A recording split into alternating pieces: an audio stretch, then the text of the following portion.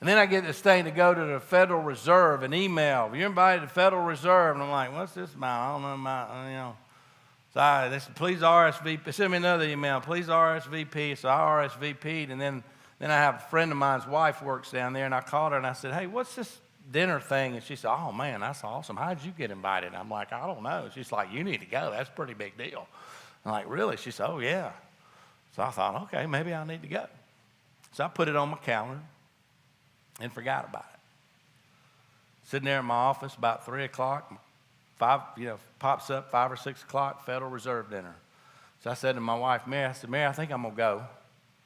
She said, yeah, go check it out. So I get down, I drive down to the Federal Reserve. Y'all ever been to Federal Reserve in Atlanta? And I pull up, and there's a guard gate. And there's this dude, like, I don't know, Adonis or whatever you call him. He's just bad to the bone looking dude. And he's got this machine gun strap, double barrel pistols. And then there's a gate, and there's a chain link, and there's another thing. It's unbelievable. So I pull up in my car, and I stop, and I look at him. And before I could say anything, he says, welcome to the Federal Reserve, Mr. Beecham. How do you know about me? No one comes in the doors of the Federal Reserve that I don't know. Please follow the gentleman in front of you and park beside him.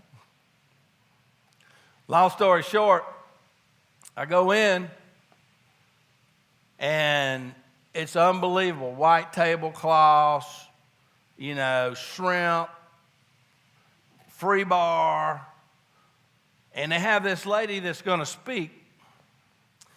She spent 20 years studying happiness.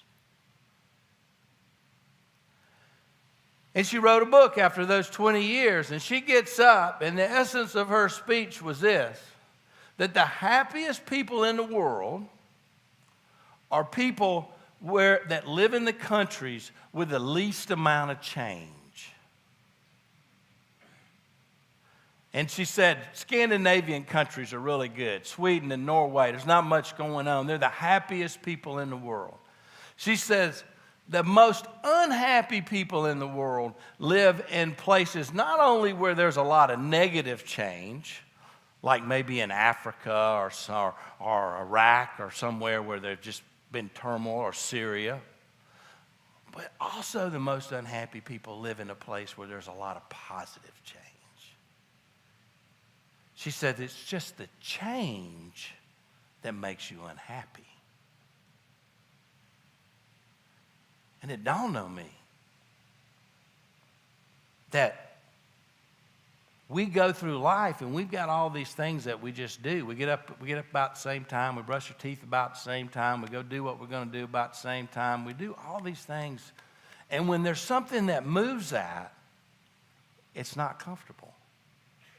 And so what happens is when you're trying to call on somebody that you don't know, that's not normal. It's uncomfortable.